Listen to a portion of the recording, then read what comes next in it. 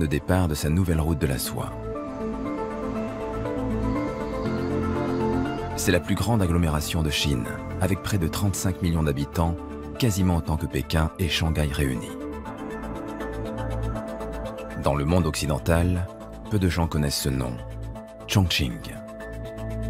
Et pourtant, cette ville de l'intérieur, située au bord du fleuve Yangtze, est emblématique du formidable boom économique qu'a connu le pays depuis 30 ans. Alors que la croissance s'essouffle dans les grands centres manufacturiers comme Canton ou Shenzhen, Chongqing s'affirme chaque jour un peu plus comme un des futurs moteurs du développement chinois. Quand je suis venu pour la première fois à Chongqing il y a 20 ans, il n'y avait que des petites maisons en mauvais état, par ici, et même de ce côté-là. Mais désormais, tout est si grand. Depuis 10 ans, Chongqing est devenu tellement grand. C'est le seul mot que je puisse dire. Chongqing est grand. La croissance de Chongqing a été météoritique. De l'ordre, non pas de 10% par an, mais de 14-15% par an. Aux stéroïdes, si j'ose dire. Avec des investissements publics, mais avec les plus grandes entreprises étrangères aussi, qui ont acquis des zones économiques spéciales. Interrogez-les, ils vous diront à peu près tous qu'ils ont eu le terrain pour rien.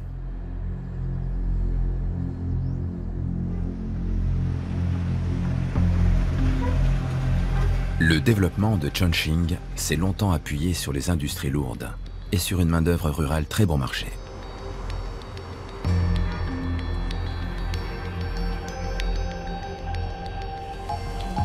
Mais ces dernières années, la mégapole a tout misé sur les géants de l'électronique. Une mutation qui permet aujourd'hui à Chongqing de maintenir un taux de croissance à 2 chiffres.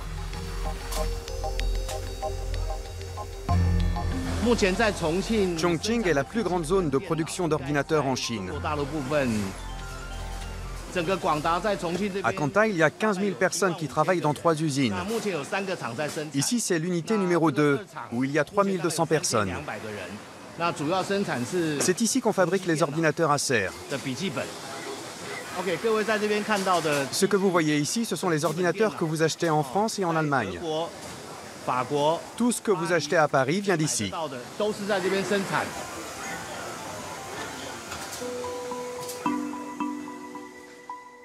Pour expédier les ordinateurs de Chongqing en Europe, il faut faire 2000 km par les terres pour rejoindre un des ports de la côte. Puis au moins 1 mois de transport par la mer de Chine, le détroit de Malacca et le canal de Suez. En pratique, il s'écoule souvent 2 mois entre la fabrication d'un ordinateur en Chine et sa mise en vente en Europe. D'où l'idée de réactiver la voie terrestre, la voie des routes de la soie qui passe par l'ouest chinois, l'Asie centrale et la Russie. Mais réduire le temps de transport n'est pas l'unique objectif de cette nouvelle route de la soie.